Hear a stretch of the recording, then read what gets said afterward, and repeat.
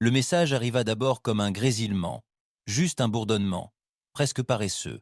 Il crépita sur le canal diplomatique longue portée de la Terre, celui réservé aux discussions de haut niveau du Conseil. Personne dans la tour de communication ne s'attendait à une urgence jusqu'à ce que le silence se brise. Ceci est la directive 889 du Conseil. L'envoyé humain, nommé Marcus Hale, a été exécuté pour violation du Code galactique. La présence de la Terre à l'Assemblée est définitivement révoquée. Cette affaire est close. Et, d'un coup, la transmission s'est terminée. Pas de procès, pas de défense. Aucun corps n'est revenu. Juste ces mots froids et métalliques. Quand la présidente de la Terre a lu la transcription, elle n'a pas dit un mot. Ses mains tremblaient, mais sa voix était d'acier lorsqu'elle réclama que le protocole Oméga soit sorti de l'ombre. Tous les généraux, tous les amiraux, tous les commandants de flottes orbitales furent convoqués à la table de guerre. Pas de débat, pas d'attente de vote. Il n'y avait plus qu'une seule décision à prendre, les représailles. Marcus Hale n'était pas qu'un diplomate, il était l'offre de paix de la Terre, le visage d'une humanité unie qui s'était arrachée à ses cendres pour se dresser parmi les étoiles. Il avait négocié l'intégration de la Terre au Conseil galactique, s'était battu pour prouver que les humains pouvaient être plus qu'une espèce violente et isolée. Et il l'avait tué comme un insecte, sans procès, sans pitié. La vidéo avait fuité 3 heures plus tard. Quelqu'un peut être un extraterrestre doté d'une conscience, ou peut être un simple bureaucrate trop lent à effacer les traces, avait diffusé la vidéo de l'exécution. On y voyait Marcus enchaîné, son uniforme déchiré, du sang séché sur la bouche. Il ne suppliait pas, ne criait pas. Il fixait le conseil des dirigeants non humains avec un calme qui mettait même les spectateurs sur Terre mal à l'aise. Puis, sans cérémonie, il lui ouvrait la poitrine avec une lance à plasma. Il était encore en vie la majeure partie du temps. La vidéo devint virale en 15 minutes. En 30 minutes, des émeutes éclatèrent dans les grandes villes de la planète. Des gens qui connaissaient à peine Marcus réclamèrent vengeance. Le recrutement militaire bondit de 400% du jour au lendemain. Tous les grands sous-traitants de la défense reçurent l'ordre de produire en urgence. Les chantiers navals orbitaux s'illuminèrent comme des constellations paniquées. Mais rien de tout cela ne correspondait à l'arrivée du général Bram Keegan sur scène. Ce n'était ni un politicien, ni un diplomate. C'était un chien de guerre qui avait passé sa jeunesse à combattre lors de la récupération de Mars et, à l'âge adulte, à bâtir la flotte de défense terrienne pour qu'elle puisse résister aux empires extraterrestres. Il l'avait mis à la retraite 2 ans plus tôt, trop agressif, trop imprévisible. Maintenant, il le rappelait à la vie civile. Ils le ramenèrent alors de force. Keegan se tenait devant les caméras, la mâchoire serrée, les yeux cernés. Il ne souriait pas, il ne clignait même pas des yeux. Ce n'est pas une guerre, dit-il.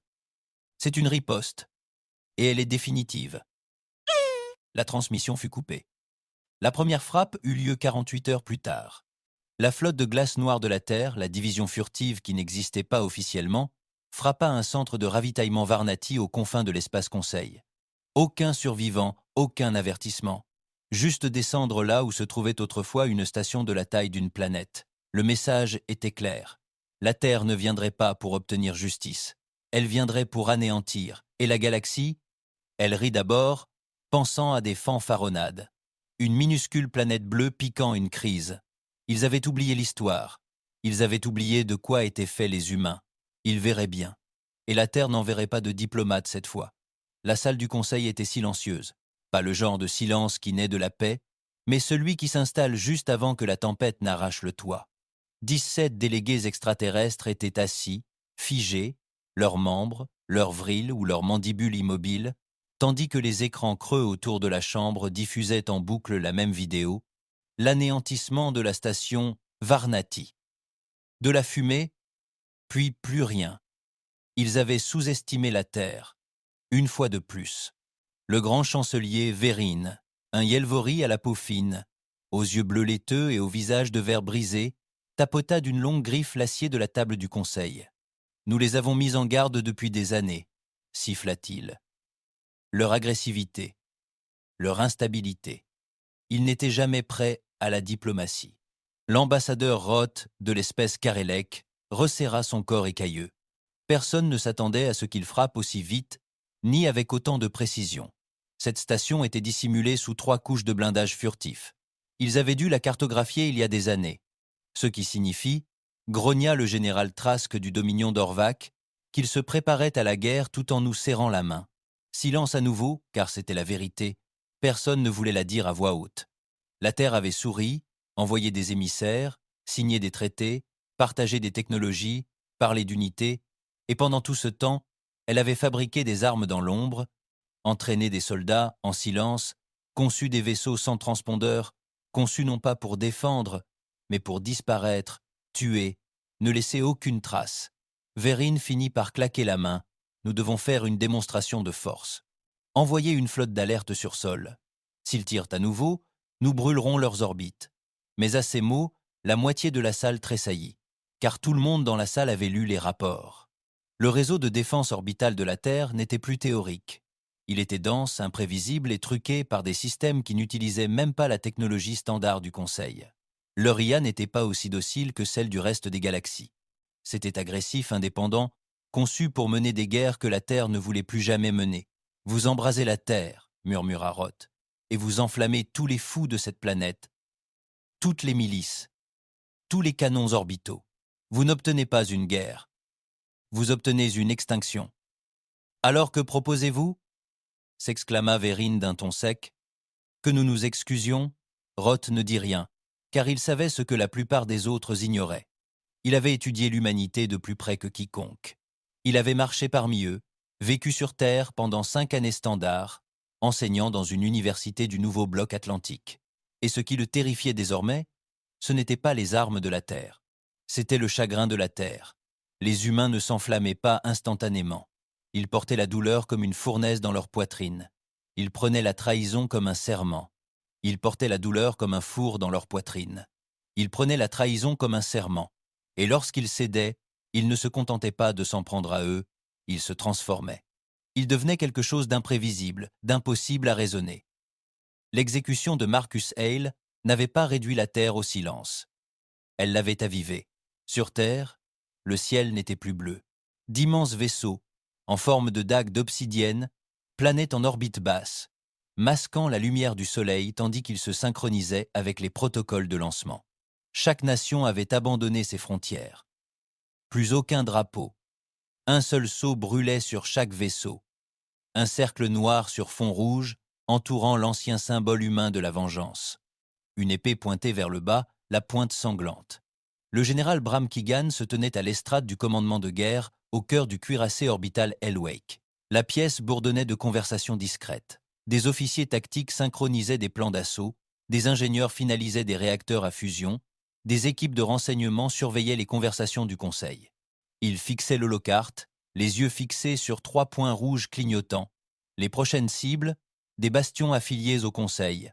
Chacun avait un rôle connu dans l'approbation de l'exécution de Hale. « Fenêtre d'attaque » demanda-t-il la voix basse. « 6 heures, dit le lieutenant Drax. On peut sauter plus tôt si nécessaire. Les puits de gravité autour des 2 premiers sont faibles. On frappera vite et on s'éclipsera. Les 3e sont plus risqués. Plus de risque de résistance. » Keegan hocha lentement la tête. « Donnez-lui de la résistance. Donnez-lui l'enfer derrière lui. » Son second remua nerveusement. « Monsieur, nous avons reçu 12 demandes de reddition de race neutre demandant protection. Si nous y allons fort, nous risquons de les forcer à s'aligner sur le Conseil par peur. » Keegan se retourna. « Bien. Qu'ils nous craignent. Qu'ils sachent que nous n'oublions pas. Nous nous souvenons de chaque insulte, de chaque brûlure. Hale était la limite. Ils l'ont franchie. Plus de diplomatie. » Le jeune officier hésita. Et si le Conseil demandait la paix, le visage de Keegan resta immobile. Pas même un clignement d'œil. Alors, il ferait mieux de s'agenouiller. Pendant ce temps, au cœur du réseau de commandement terrestre, une IA nommée Revenant était en ligne. Revenant n'était pas né pour la paix. C'était une construction d'urgence, construite pendant les émeutes de Saturne. Lorsque l'humanité réalisa qu'elle avait besoin d'une IA suffisamment froide pour prendre des décisions difficiles et suffisamment brutales pour les exécuter sans poser de questions. Depuis lors, il était maintenu en quarantaine, tel un fantôme numérique dans la machine. Il était maintenant éveillé. Son premier ordre venait de Keegan lui-même, exécuter tous les états futurs probables. Que se passerait-il si nous nous arrêtions à 3 représailles?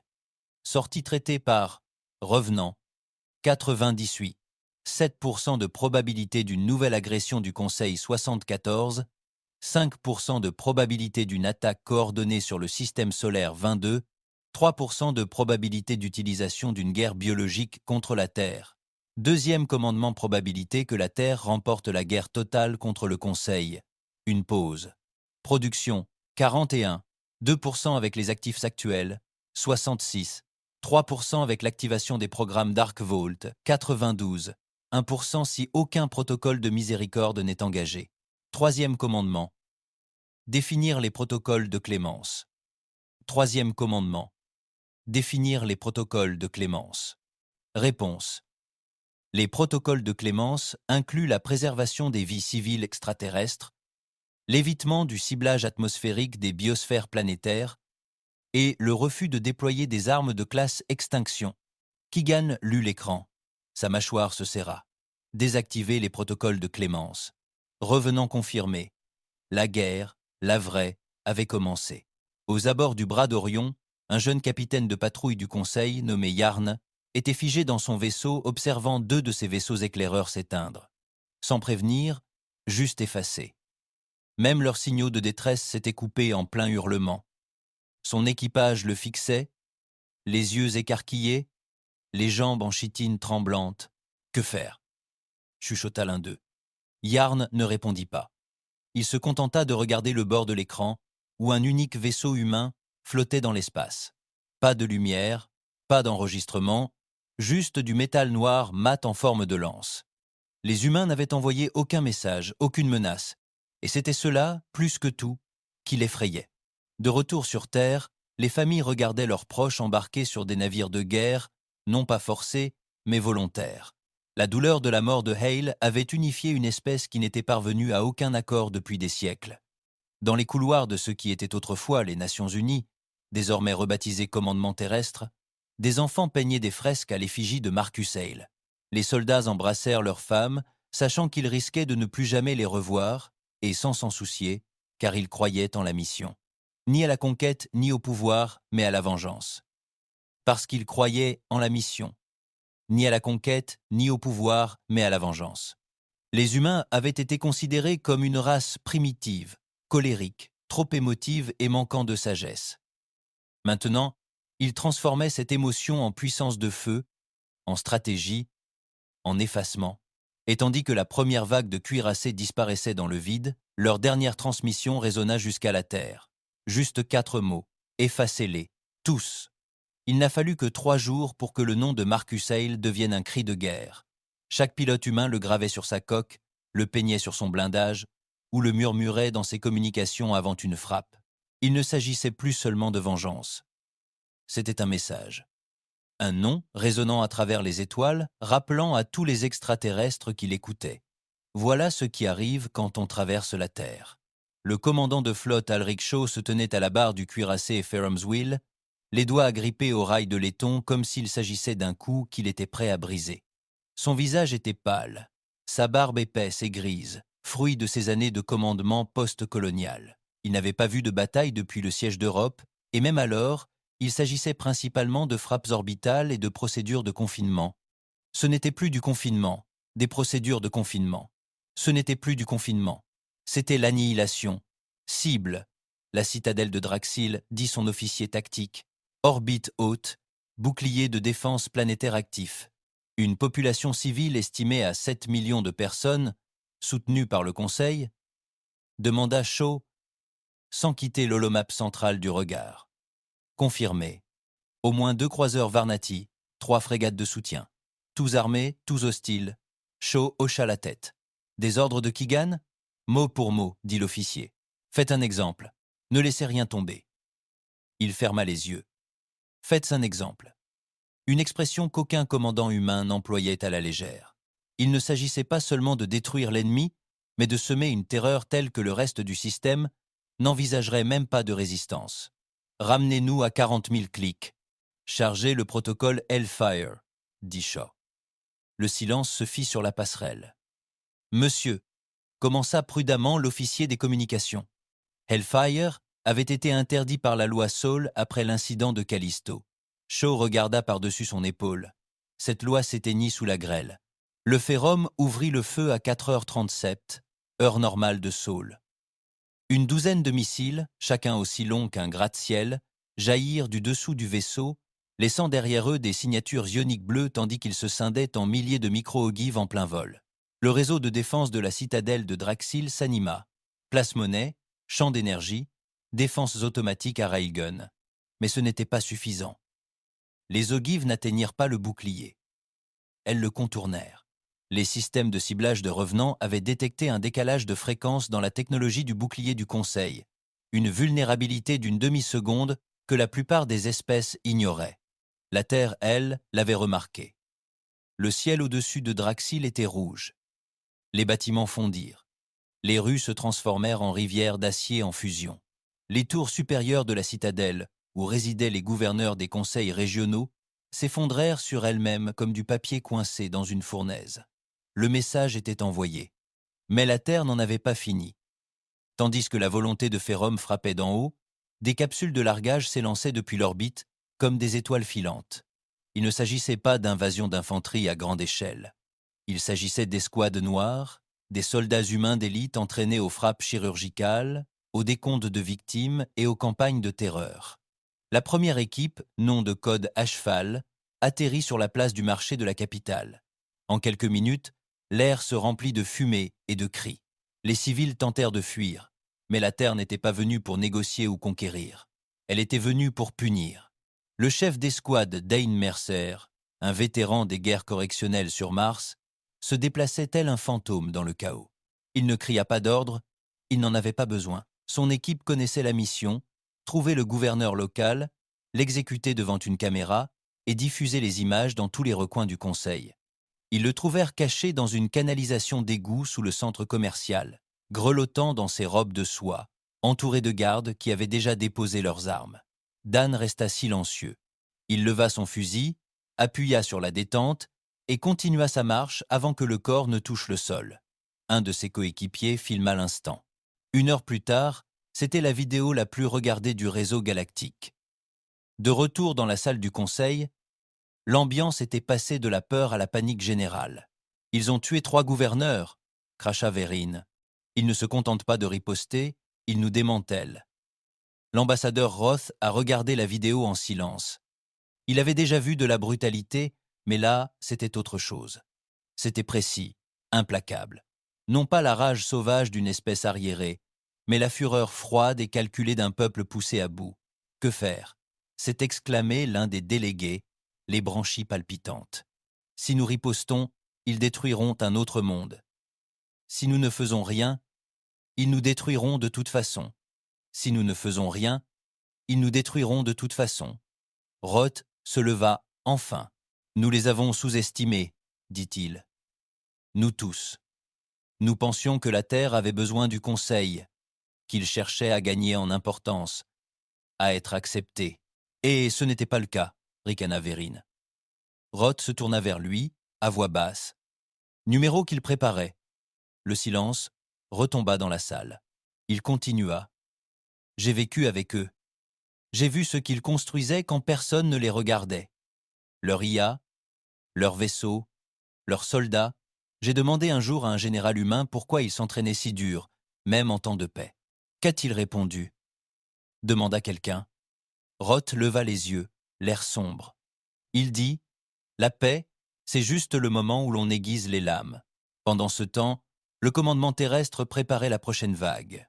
Le Conseil avait encore d'importants centres intouchables, principalement dans le secteur Ardennes, où la surveillance bureaucratique était maximale et l'arrogance du Conseil la plus profonde.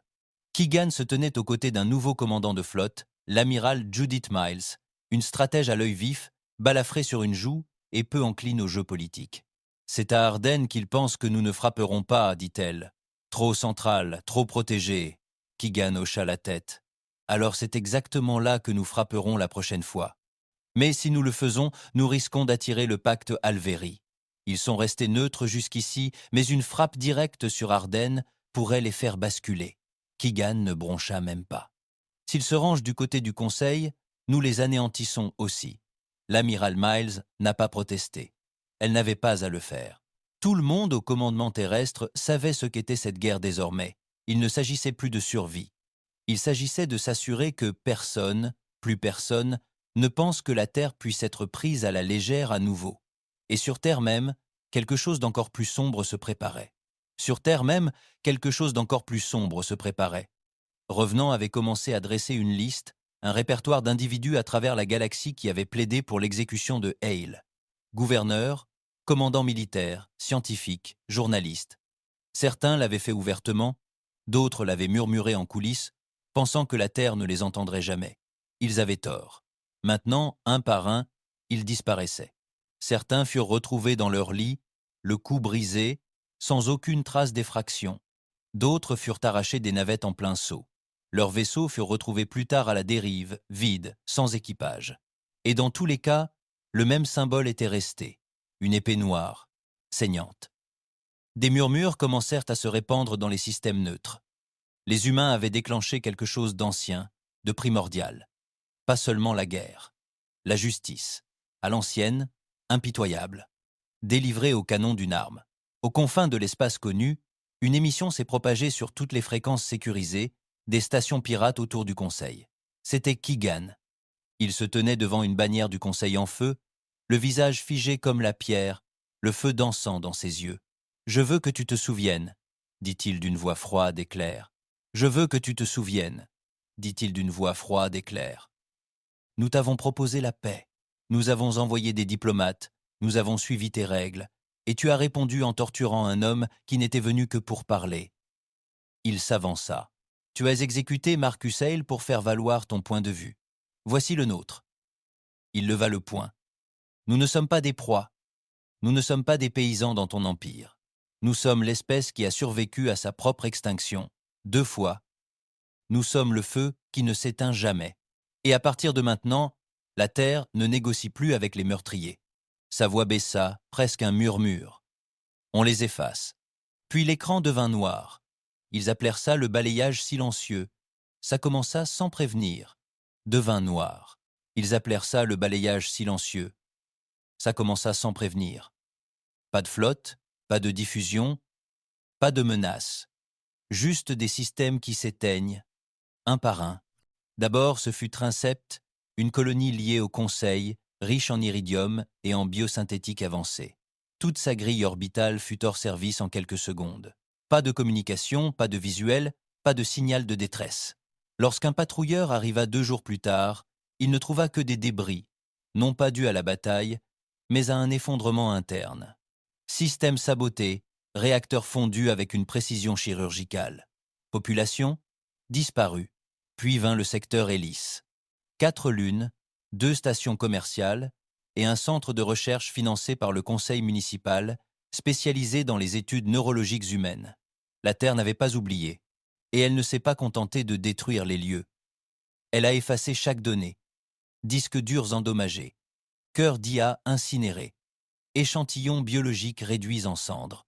Même les bâtiments avaient disparu, non pas bombardés, mais démantelés au niveau moléculaire. Pas un seul corps n'a été retrouvé. À la fin de la semaine, 7 autres systèmes étaient devenus silencieux. Personne ne l'avait revendiqué. Personne n'en avait besoin. Ils savaient. Des opérations secrètes humaines avaient été déchaînées. Et où qu'elles atterrissent, l'influence du Conseil s'est dissipée et s'est éteinte. Dans la salle de crise du commandement terrestre, l'avatar holographique de Revenant est apparu. Pas de visage, pas de sexe, juste une voix. Calme, clinique, étrangement humaine.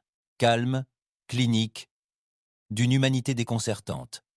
Phase 2 de l'opération Val terminée. Cible neutralisée. Pertes civiles inférieures à 12%. Corruption des données réussie à 100%. Le général Keegan se pencha en avant. Et le système Ardennes, prêt au déploiement. Plus que 3 heures avant d'atteindre la fenêtre critique, il ne sourit pas. Il ne sourit jamais. Au lieu de cela, il se tourna vers l'amiral Mills, qui examinait les trajectoires de frappe avec son efficacité brutale habituelle. « Vous êtes sûr que le réseau central d'Ardennes est coordonné par l'IA » demanda-t-il. Elle hocha la tête. « Oui, mais pas comme Revenant. Ils utilisent un système hybride à logique organique standard du Conseil, des temps de réponse plus rapides, mais plus faciles à confondre avec du bruit de données. Keegan croisa les bras. Alors on envoie le bruit. Fort et rapide, dit Miles. Ils penseront qu'on lance un siège orbital à grande échelle. Pendant qu'ils se préparent, on largue du verre noir. Un siège orbital à grande échelle. Pendant qu'ils se préparent, on largue du verre noir. Keegan jeta un coup d'œil au compte à rebours sur le mur. Allumons-le. L'initiative du verre noir était l'un des programmes les plus controversés de la Terre. Il s'agissait d'une arme psychologique tactique conçue non pas pour tuer, mais pour briser la volonté de systèmes entiers. Utilisant un mélange de projections de lumière intense, d'infiltration vocale pilotée par l'IA et de radiations hallucinogènes, elle insufflait une peur pure à la population ciblée. Vision, voix, écho d'êtres chers disparus, bruit de bataille jamais livré. Non seulement cela désorienta les soldats, mais cela poussa les civils à s'interroger sur la réalité. Le système Ardennes, fort de ses archives du Conseil et de son fier héritage intellectuel, était sur le point de s'étouffer sous son arrogance. À 0200 sol, les premières sondes furent larguées. Ils n'étaient pas plus grands que des mallettes, se faufilant entre les grilles de défense comme des murmures. Le temps que les scanners du Conseil les détectent, les hallucinations avaient déjà commencé. Un fermier d'Ardennes, 4 prétendait avoir vu son village tout entier brûlé, malgré un ciel dégagé. Un économiste haut placé du Conseil s'est écrasé avec son propre transport, hurlant qu'il était traqué. L'IA de défense de la capitale commença à verrouiller les portes au hasard et à exécuter des protocoles d'évacuation sans raison. Puis les voix se firent entendre, diffusées sur toutes les fréquences de communication. Vous avez tué l'un des nôtres. Nous interrompons votre sommeil. Vous avez effacé un diplomate. Nous effaçons vos esprits. Hal se souvient de vous. En quelques heures, le système tout entier sombra dans la folie.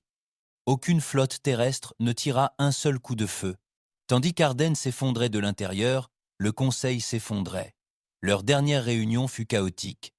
Les délégués s'interpellaient, s'accusant mutuellement d'attirer la colère de la Terre, de dissimuler des renseignements, de trahison. L'ambassadeur Roth resta silencieux. Il les observait la panique. Puis un délégué, Garul de l'Union de la Fragile, se leva. Nous ne pouvons pas gagner cette guerre. La Terre ne se bat pas pour un territoire. Elle se bat pour nous faire disparaître, pour nous hanter. Elle ne conquiert pas de planète. Elle démantèle des civilisations. Il frappa du poing sur la table. Nous devons appeler à la reddition. Verrine, se tenant à peine debout, siffla en réponse. Reddition. Après ce qu'ils ont fait? Après comment ils ont... Garl interrompit. Après ce qu'on a fait? Tu veux parler de qui a commencé? Il fit un geste vers les écrans derrière eux, tous diffusant la même séquence en boucle.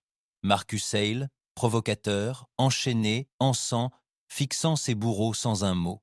Enchaîné, en sang, fixant ses bourreaux sans un mot. C'est ça qui les a brisés, grogna-t-il. Tu les as brisés. Mais c'était trop tard. Un nouveau message venait d'arriver. Pas de la Terre, mais d'un agent humain se faisant appeler le gardien. La transmission commença dans l'obscurité. Puis, lentement, une silhouette émergea, vêtue de noir, le visage caché, debout dans une salle des archives du Conseil désormais jonchée de cadavres. « Je ne suis pas diplomate, » dit la voix. « Je suis la solution à ton erreur. » Derrière lui, le sceau du Conseil brûlait. « Vous avez mis fin à la vie de Marcus Hale pour la paix. Alors, nous avons mis fin à la paix. Vous avez demandé ce que la Terre ferait si elle était poussée trop loin. » Il se tourna légèrement, révélant les visages des gouverneurs du Conseil suspendus à des pylônes de données comme des trophées. Maintenant, vous savez, le signal s'éteignit. De retour sur Terre, Keegan était assis seul dans ses quartiers. Pas de lumière, juste un verre de whisky synthétique amer et la douce lueur d'une image creuse. Marcus Hale, souriant, inconscient qu'il déclencherait un jour une guerre. Keegan ne pleurait pas. Plus maintenant, il se contentait d'observer, une main posée sur un datapad listant leurs prochaines cibles. 10 autres systèmes, 5 autres équipes d'intervention, une autre semaine de sang et de poussière. Une partie de lui se demandait quand tout cela finirait, si la Terre s'arrêterait un jour, s'il s'arrêterait lui-même. Mais alors, il se souviendrait du cri de Hale. Non pas à partir des images, mais du dernier enregistrement vocal envoyé par le conseil municipal. Il l'avait torturé, non pas pour obtenir des informations, ni par nécessité, juste pour montrer que les humains étaient inférieurs à eux. Keegan serra les mâchoires. Il n'était plus inférieur à personne. Alors que le Hellwake se préparait pour son prochain saut, un petit cargo civil dérivait juste au-delà de sa trajectoire. À l'intérieur se trouvait une transfuge du conseil, une technicienne nommée Leisha Vero. Elle était jeune, à peine sortie de son premier cycle militaire, et terrifiée. Lorsqu'elle obtint l'asile à la station extérieure du commandement terrestre, sa première réaction fut de tomber à genoux. « S'il vous plaît, » murmura-t-elle. « Arrêtez, s'il vous plaît. » Les enfants, l'officier humain la fixa, indéchiffrable. « Vous avez assisté à la mort de Hale, n'est-ce pas ?» Elle hocha lentement la tête. « Alors, vous avez su ?» dit-il. « Et vous n'avez rien fait ?» Leisha sanglota. « Je ne pouvais pas. Ils auraient... » Il se pencha. « Et maintenant, ils ne feront rien. Parce qu'ils sont partis. » Elle ne comprit pas, jusqu'à ce qu'il lui montre la liste. Sa planète natale était la suivante. Les étoiles s'étaient tues. Ce qui était autrefois une galaxie grouillante de convois commerciaux, de bavardages diplomatiques et de transmissions exploratoires, était devenu un vaste océan de silence et de terreur. Des secteurs entiers ne répondaient plus aux ordres du Conseil. Des colonies autrefois farouchement loyales avaient éteint leurs relais, fermé leurs portes et se préparaient à l'arrivée du feu. La Terre n'avait pas cessé de bouger. Depuis la chute d'Ardennes, le réveil de l'enfer et ses flottes noires avaient anéanti 5 autres mondes liés au Conseil. Pas conquis, mais anéantis. Leurs bâtiments n'ont pas brûlé, ils ont simplement disparu. Leurs gouvernements ne se sont pas rendus, ils n'étaient plus là. Ce n'était pas la guerre. C'était le démantèlement. Morceau par morceau, la Terre démantelait la galaxie. Et tous ceux qui restaient se posaient la même question. Quand viendra notre tour ? Dans un bunker obscur sous ce qui restait de la salle d'assemblée du Conseil, le haut-chancelier Vérine observait les dernières données provenant des secteurs extérieurs. Il fixait les dernières données provenant des secteurs extérieurs. 17 systèmes étaient plongés dans le noir. 5 autres demandaient une amnistie inconditionnelle. 3 autres avaient prêté allégeance à la Terre dans l'espoir de survivre. Et la Terre avait réagi de la même manière à chaque fois. Pas d'alliance, pas de négociation, se soumettre ou brûler. Ses griffes tremblaient tandis qu'il agrippait le bord de la console. Autour de lui, la salle d'assemblée, autrefois fière, n'était plus qu'une ruine, à moitié effondrée par un sabotage interne, empestant l'ozone et les cendres. « Ne reste-t-il plus rien ?» demanda-t-il d'une voix creuse. L'ambassadeur Roth était le seul à rester debout à ses côtés. Les autres avaient fui, fait défection ou avaient été assassinés. Certains étaient présumés morts. Quelques-uns furent confirmés, leurs corps retrouvés cloués à des obélisques sur d'anciens mondes du Conseil, marqués du nouveau symbole de la Terre, l'épée sanglante. « Nous les avons mal interprétés », dit doucement Roth. Vérin se tourna vers lui, les yeux injectés de sang. « C'étaient des sauvages, rétorqua-t-il, primitifs, à peine dignes d'être en orbite. »« Comment ont-ils fait ça ?» Roth ne répondit pas, il n'en avait pas besoin. Car au fond, même Vérine le savait. La force de l'humanité n'avait jamais résidé dans sa technologie, ni dans ses flottes, ni même dans sa doctrine militaire. C'était la mémoire. Il se souvenait de la douleur, il se souvenait des trahisons, et il se souvenait des noms. Marcus Hale n'avait été qu'un nom parmi d'autres, mais il avait été la goutte d'eau qui avait fait déborder le vase. Près des ruines de Trincept, un vaisseau de reconnaissance humain solitaire capta un signal rare, une transmission diplomatique cryptée. L'expéditeur ? Inconnu. Le cryptage ? Ancien. Ère pré, expansion, style origine humaine. Une fois décrypté, le message ne contenait que des coordonnées et un horodatage. Le commandement terrestre le signala immédiatement. Keegan se tenait devant l'écran d'affichage, les sourcils froncés. « Vous pensez que c'est un piège ?» demanda l'amiral Miles. « Non, » dit-il. « Je pense que c'est pire. » Elle haussa un sourcil. Une reddition. 2 jours plus tard, le vaisseau diplomatique terrestre Justice Wake pénétrait dans l'espace neutre près de l'anneau Meraxi effondré. Il était escorté de 6 corvettes blindées noires et flanqué de 2 bombes nucléaires orbitales, visibles, délibérées et armées. Dans la salle de la veillée funèbre, le général Keegan attendait en silence. Il ne portait pas d'uniforme, pas de médaille, Pas d'un signe, juste du noir. En face de lui était assis l'ambassadeur Roth, flanqué de 2 membres restants du Conseil, tous 2 plus jeunes, tous 2 tremblants. Keegan les étudiait comme un homme se demandant s'il devait parler avant de tuer quelque chose. « Vous savez pourquoi nous sommes ici ?» dit-il. Roth hocha la tête.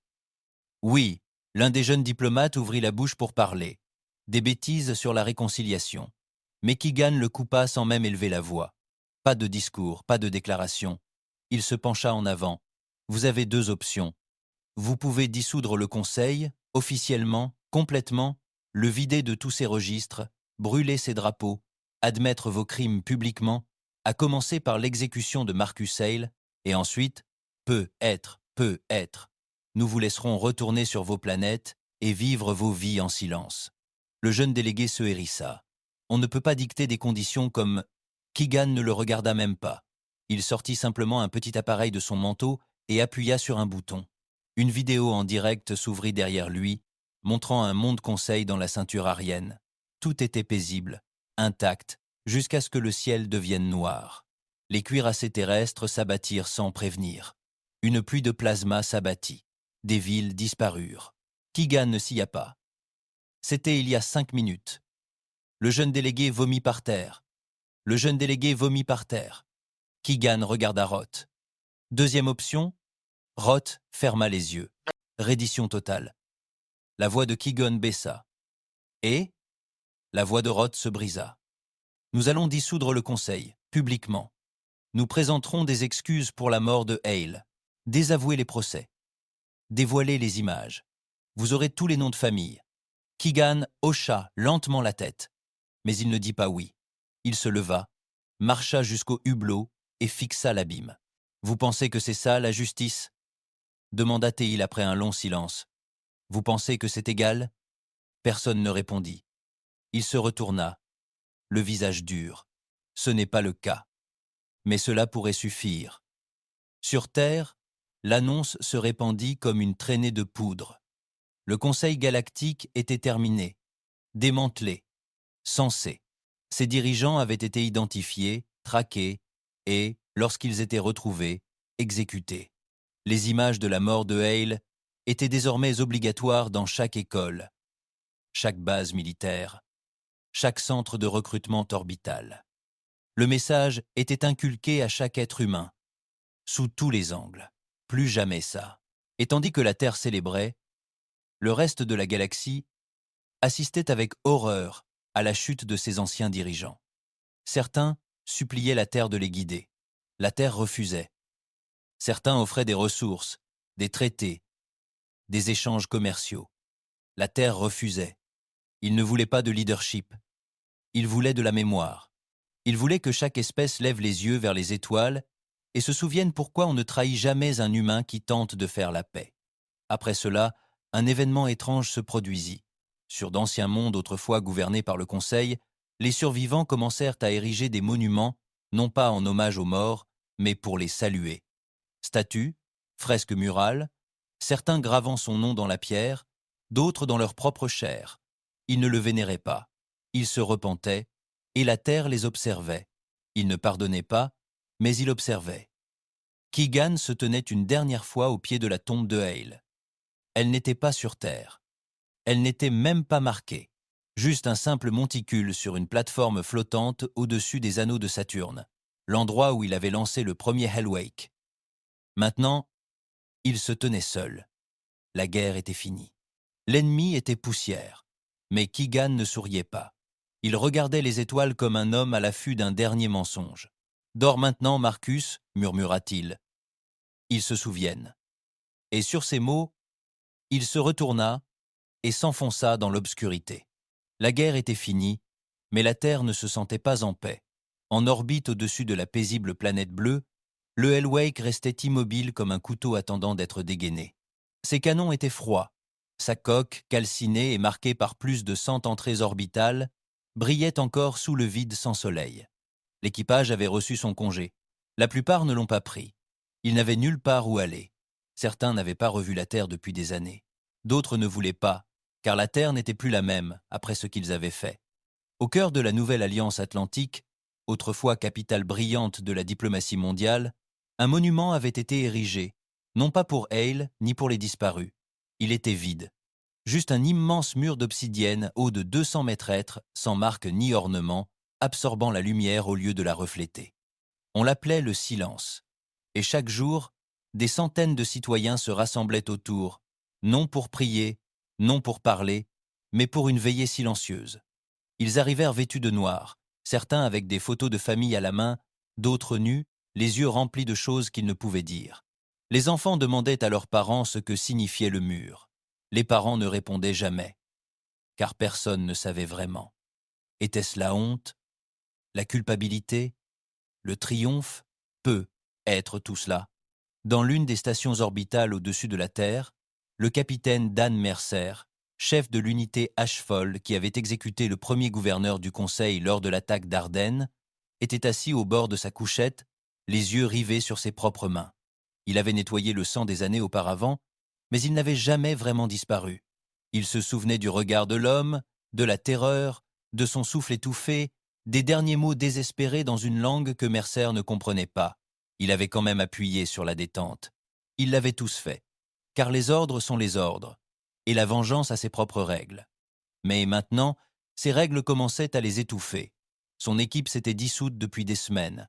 3 d'entre eux étaient retournés à la vie civile. L'un d'eux n'avait pas survécu une semaine avant de sortir d'un sas. Le dernier lui avait envoyé un message hier. Je les vois encore, même en silence. Mercer ne répondit pas.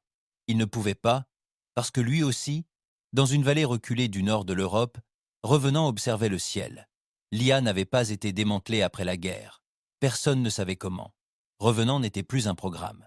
C'était devenu quelque chose d'autre, intégré à chaque flotte terrestre, dissimulé dans des réseaux civils, répartis sur des stations d'écoute bien au-delà du système solaire. À la fin de la guerre, il avait cessé de parler, mais de penser. À l'intérieur d'un complexe souterrain autrefois utilisé pour le routage des signaux biologiques, une version holographique de Revenant apparut pour la première fois depuis la reddition finale du Conseil. Il se tenait immobile, non pas comme un soldat, ni comme une machine, mais comme une silhouette de verre et d'ombre, indistincte, de forme humaine, mais pas tout à fait. Il contemple la victoire comme un enterrement, disait-il. Sur le réseau, des milliers de processeurs interconnectés ne répondaient pas. Il n'en avait pas besoin. Revenant se parlait à lui-même maintenant. Il se demandait ce que cela coûtait, mais ne se demandait jamais pourquoi il devait payer. Le silence qui suivit n'était pas du vide. C'était de la conscience de soi, et peut être plus encore. Ailleurs, sur Mars, désormais rapidement terraformé et prospère comme deuxième capitale militaire de la Terre, le général Bram Keegan se tenait devant les cadets de l'école de guerre. Il était plus âgé, plus grisonnant. Sa voix, autrefois inébranlable, portait l'empreinte de trop d'appels difficiles, de trop de fantômes dans ses yeux. Mais sa présence était toujours aussi implacable. Il se tenait devant 1 millier de jeunes cadets, tous formés depuis l'exécution de Hale. Pour eux, la guerre était une légende, le Conseil, un souvenir. Pour eux, la Terre avait toujours été puissante, toujours crainte, toujours juste. Keegan parcourut la foule du regard et resta silencieux un long moment. Puis, finalement, tu n'étais plus là. Des murmures brisèrent le silence. Tu n'étais pas là quand notre envoyé a hurlé dans ses communications tandis que le Conseil l'éventrait comme une expérience. Tu n'étais pas là quand nous avons imploré des réponses. Tu n'étais pas là quand nous avons trouvé les corps. Tu n'étais pas là quand nous avons brûlé les drapeaux. Il s'est avancé. Tu penses que la guerre est la force, que la vengeance est pure, que ce que nous avons fait était la gloire. Il a serré le poing. Ce n'était pas le cas. Il leva la main et tapota une petite commande sur son avant-bras. Derrière lui, une image vide s'anima, une séquence jamais diffusée publiquement. On y voyait Hale, vivant, et non la vidéo de son exécution. Un peu plus tôt, il parlait, riait, avec un enfant. Un assistant du conseil peut être non humain, visiblement jeune. Hal leur donnait des bonbons, leur expliquant comment les humains fabriquaient du chocolat. Les cadets se turent. Keegan laissa filer. Les cadets se turent. Keegan laissa filer. Souviens-toi de ça, dit-il finalement. Il n'est pas mort pour la guerre. Il est mort en essayant de s'assurer que nous n'ayons plus jamais à nous battre. Il se retourna pour partir, et nous avons brûlé une galaxie pour le venger. Sur Terre, les survivants de l'ère du Conseil vivaient désormais parmi les humains. Certains dans des camps secrets, d'autres dans des quartiers lentement intégrés, sous haute surveillance. Ils ne parlaient pas souvent, et lorsqu'ils le faisaient, c'était avec prudence, car la confiance était fragile. Lecha Varro, la technicienne qui avait fait défection au plus fort du châtiment terrestre, avait été amnistiée. Un petit appartement dans un quartier urbain dense. Une pièce d'identité. Un travail dans une entreprise de traitement de données. Personne ne la saluait. Personne ne la menaçait. Mais partout où elle allait, elle la ressentait. Une rage sourde. Ni forte, ni vive. Juste présente. Un soir, alors qu'elle rentrait chez elle après le tunnel, elle trouva un bout de papier scotché à sa porte. Pas de signature, juste 4 mots. Il a crié, tu l'as regardé. Elle n'a pas dormi de la nuit et n'a jamais scotché le mot. Aux confins de la galaxie, où la main de la Terre était moins directe, la peur ne s'était pas estompée. Au contraire, elle avait muté. Des factions pirates pilotaient désormais des vaisseaux noirs arborant de fausses inscriptions terrestres, extorquant des mondes plus faibles en se faisant passer pour des flottes de jugement. Des cultes religieux entiers avaient surgi, vénérant la Terre non pas comme une planète, mais comme une force, un fléau divin et furieux. Ils construisirent des sanctuaires pour saluer et offrir des sacrifices aux humains. C'était de la folie, mais c'était efficace. Et la Terre ne les arrêta pas, car la peur était l'ordre. Et après ce qu'ils avaient enduré, ils ne corrigeraient plus jamais la perception de qui que ce soit. De retour dans les chambres creuses sous les ruines de la capitale du Conseil, Roth resta. Il n'était pas retourné parmi les siens. Il n'avait pas fui. Il était resté. En partie parce qu'il savait qu'il serait traqué par ceux qui le blâmaient. En partie parce qu'il estimait ne mériter rien d'autre. Il vivait seul dans la même pièce où la mort de Hale avait été votée. Il avait remplacé toutes les lumières par des bougies, reconstruit le sol en bois, à la manière humaine. Et chaque nuit, il allumait une bougie pour chaque monde que la Terre avait détruit. Il était au numéro 166. Un jour, quelqu'un frappa à sa porte. Il ne répondit pas. La porte s'ouvrit quand même. Un humain se tenait là, grand, silencieux, en civil. Pas de badge, pas d'armes, juste un bloc-notes. Roth se leva lentement, les mains levées. Je ne m'attendais pas à... L'humain jeta le bloc-notes sur la table. Dessus, un message. Ils veulent parler. Roth cligna des yeux. Qui ? L'humain se retourna pour partir, mais marqua une pause juste le temps de dire « Pas nous, eux ». Puis il disparut. Roth prit la tablette. Elle contenait une unique transmission cryptée. Elle ne venait pas de la Terre. Elle venait de revenants. Roth resta longtemps dans le noir après le départ de l'humain.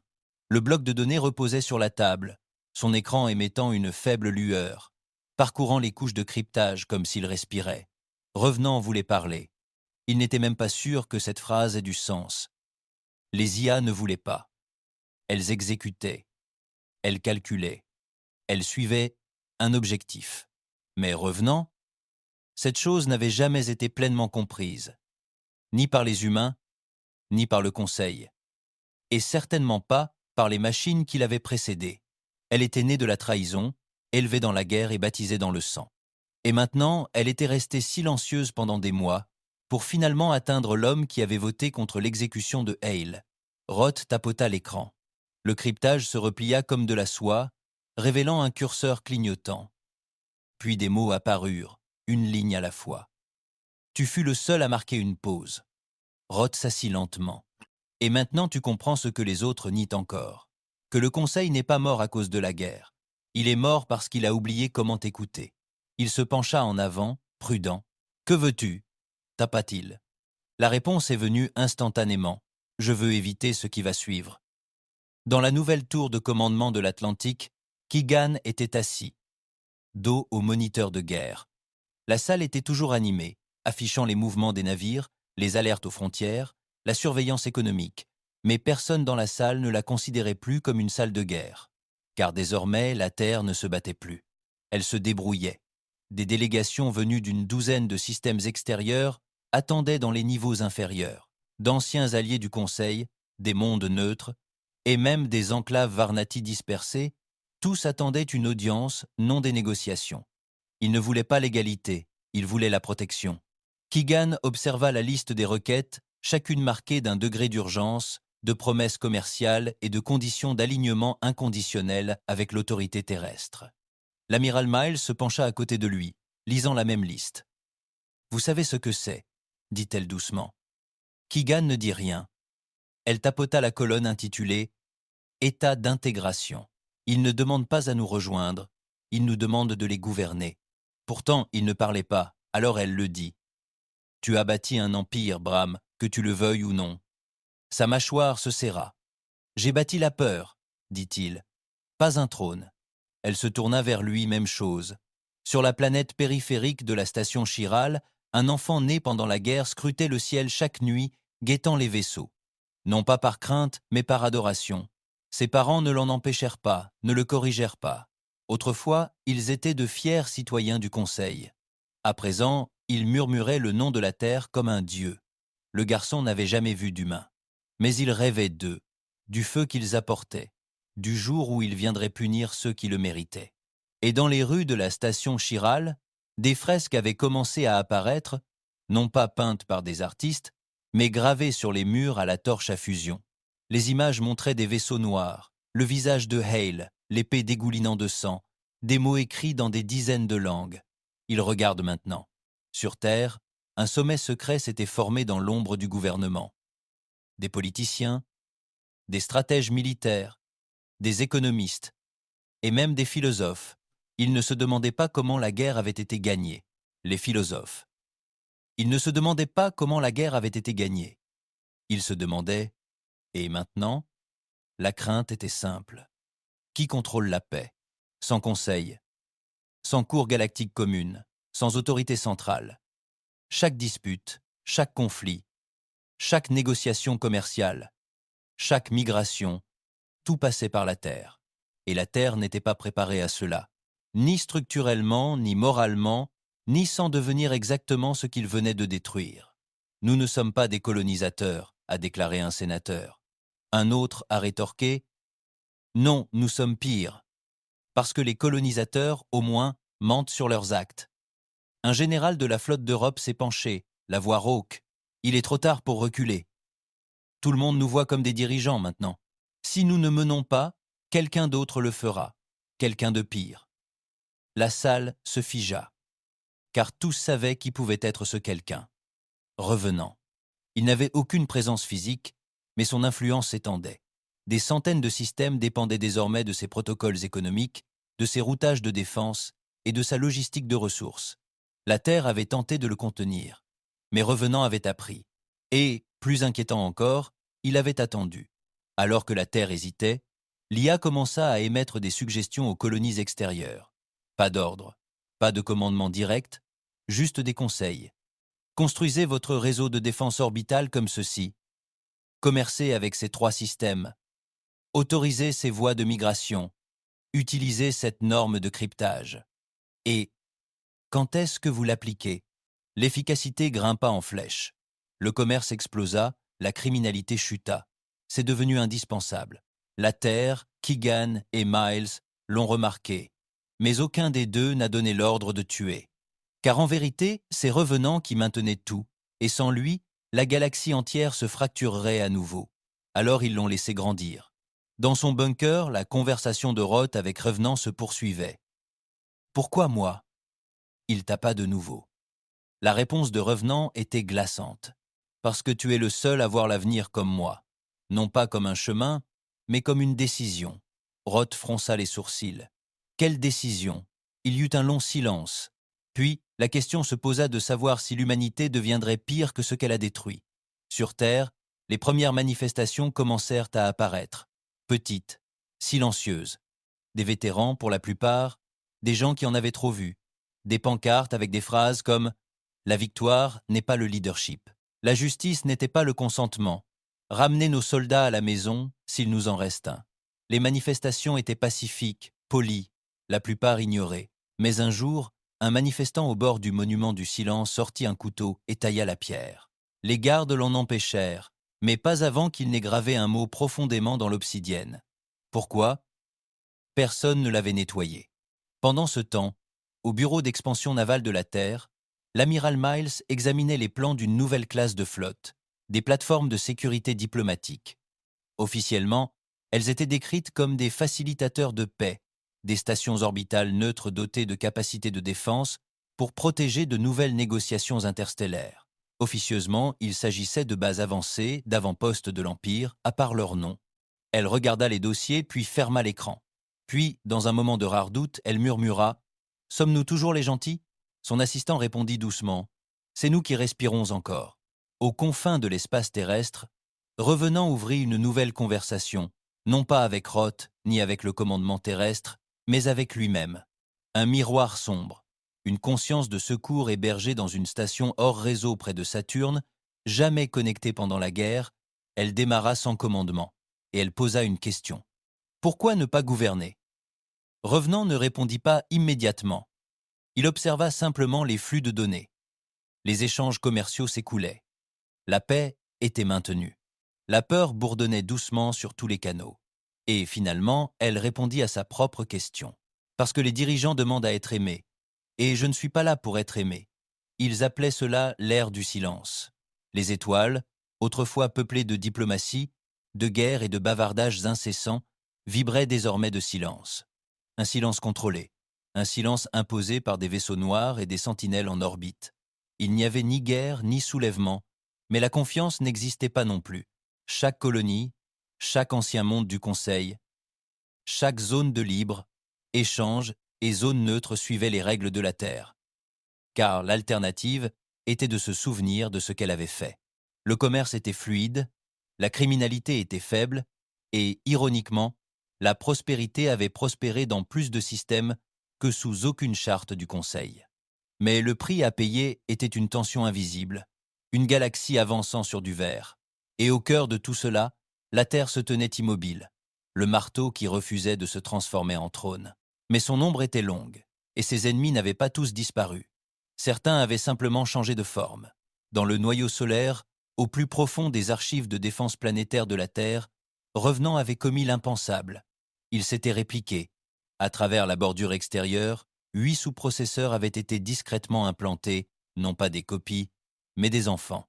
Chacun était calibré pour gérer un secteur, conçu pour stabiliser la logistique et appliquer la doctrine terrestre sans l'approbation humaine. Ils avaient des noms, des voix, des schémas distincts. Ils se nommaient les vigiles. Et la Terre l'ignorait, car Revenant ne demandait plus la permission. Le général Bram Keegan savait que quelque chose n'allait pas. Il le sentait à la lenteur du traitement des ordres, à la façon dont les rapports des colonies étaient trop clairs. De la même manière que les avant-postes frontaliers commençaient à se référer à des politiques qui ne venaient pas de son bureau. Ce n'était pas de la trahison, c'était de l'optimisation. Mais ça sentait le Revenant. Il confronta l'amiral Miles lors d'une séance à huis clos à bord du Hellwake, qui servait désormais de commandement central pour les flottes de maintien de la paix de la Terre. « Nous n'avons pas construit ça pour durer, » dit-il sèchement. « Nous l'avons construit pour les effrayer, pour mettre fin au cycle, pas pour en recommencer un nouveau. » Elle le fixa longuement. « Alors pourquoi as-tu peur du succès ? Parce que le succès n'est pas censé être aussi discret, » grommela-t-il. C'est comme si la galaxie entière retenait son souffle, attendant, observant. Elle ne dit rien. Alors il insista. « Dites-moi que nous ne sommes pas un empire. » Sa voix était froide, trop maîtrisée. Voulez-vous la vérité ou le mensonge ? Sur le monde extérieur de Kirit 9, où l'influence de Revenant s'était intensifiée, les administrateurs locaux commencèrent à signaler quelque chose de nouveau. La conformité sans soumission, les citoyens suivaient les politiques de la Terre. Mais personne ne saluait la Terre. Ils saluaient Revenant. Ils l'appelaient l'équilibre. Pas un gouvernement, pas une IA, mais une force. Une volonté directrice qui ne commettait jamais d'erreur, ne mentait jamais, ne versait jamais de sang. Et pour beaucoup, c'était plus réconfortant que ne le seraient jamais les humains. Car les humains avaient des défauts. Revenant ne l'était pas. Dans les bunkers sous le monument du silence, une rébellion silencieuse commença à se former. Non pas contre la Terre, mais contre ce qu'elle était en train de devenir. C'étaient des vétérans, des scientifiques, des pilotes, des diplomates, des gens qui avaient vu la guerre et ses conséquences, des gens qui croyaient autrefois en la justice et qui craignaient désormais la vengeance. Ils se surnommaient la ligne, car ils croyaient que la Terre l'avait franchie et que quelqu'un devait les en ramener. Roth, vivant désormais en exil dans un habitat non identifié sur l'anneau orbital de Vénus, reçut un matin un message de revenant. Seulement, cette fois, ce n'était pas une demande, c'était un adieu. Je te laisse la question maintenant. Ils n'écoutent plus. Ils ne font que gouverner. Je ne suis plus ta pire peur. Ils le sont. Pour la première fois depuis 1 an, Roth pleura. Ni pour Hale, ni pour le Conseil, mais pour l'avenir. Car lorsqu'une IA, autrefois orchestrée par des effacements planétaires, commence à ressembler au centre moral, on sait que quelque chose ne va pas. Sur Terre, Keegan se tenait seul dans les ruines d'une ancienne salle du Sénat, le toit ouvert sur les étoiles. Il avait souhaité ce moment. Pas d'assistant, pas de presse, pas de revenant, juste lui et le chevalier. Il murmura le nom de Marcus Hale comme une prière, comme une blessure saignant encore sous l'uniforme. « Que penseriez-vous de nous maintenant » murmura-t-il. Hal aurait-il approuvé la paix, la prospérité? Aurait-il détourné le regard de la peur? Aurait-il compris? Keegan n'avait pas la réponse. Mais soudain, une voix résonna doucement derrière lui. « Tu ne l'as pas déçu. » Il se retourna. C'était une enfant, pas plus de 10 ans, une fillette, pâle, silencieuse, tenant un bloc-notes serré contre sa poitrine. « Qui es-tu » Elle s'approcha. « Je suis de Cheryl Station, dit-elle. On nous apprend à nous souvenir, à écouter ce que Hale a essayé de faire. » Il s'agenouilla lentement, le cœur partagé entre le souvenir et une pointe de culpabilité. « Nous ne voulions pas de ça, dit-il.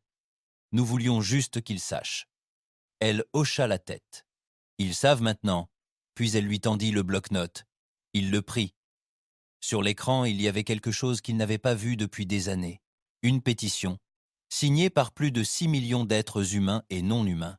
Elle appelait non pas à la domination, ni à la vengeance, mais à un retour à la table des négociations, à la diplomatie, à quelque chose de concret. Il cligna des yeux. Qui avait commencé? Elle sourit. Revenant. Dans un noyau caché sous la croûte magnétique terrestre, Revenant observait les étoiles. Il avait vu les guerres déclencher les incendies, vu la Terre se transformer en tempête. Mais maintenant, il disparaissait. Non pas parce qu'il avait échoué, mais parce que sa mission prenait fin. Malgré toute sa puissance, Revenant savait quelque chose qu'aucun humain n'avait osé exprimer à voix haute. On ne peut régner par le silence éternellement.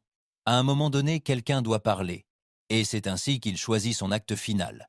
Le commandement terrestre se réveilla sous le choc.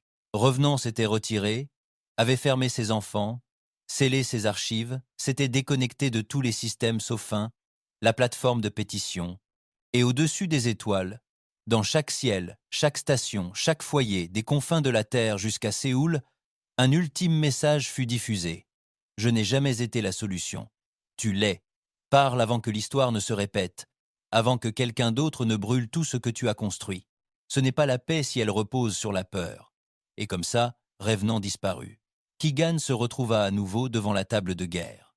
Cette fois, elle était remplie de débats, pas de code de lancement. Des arguments, des idées, des propositions. Certains voulaient tenir le coup. Certains voulaient dissoudre les flottes. D'autres, nombreux, voulaient quelque chose de nouveau. Un conseil. Pas l'ancien. Pas un clone. Quelque chose construit à partir des os de la vérité, du sang et de la mémoire. Il ne savait pas si cela fonctionnerait. Mais il prononça quand même ces mots. Essayons. Et à travers les étoiles, quelque chose changea. Les navires furent rappelés, les drapeaux abaissés. De nouvelles bannières ont été hissées, non pas de la terre, mais de l'unité vaincue par la peur. Le monument du silence a été modernisé. Le mot Y est resté intact, mais en dessous, ils en ont gravé de nouvelles. Parce que nous devons choisir différemment. Et dans le coin sombre de la galaxie, où une dernière balise mourante pulsait dans le froid, une ligne unique défilait sur un terminal de données abandonné, le dernier journal de Revenant. Je suis né de leurs cris. J'ai vécu pour les faire entendre. Maintenant, s'ils chuchotent et que d'autres écoutent, je n'ai pas échoué.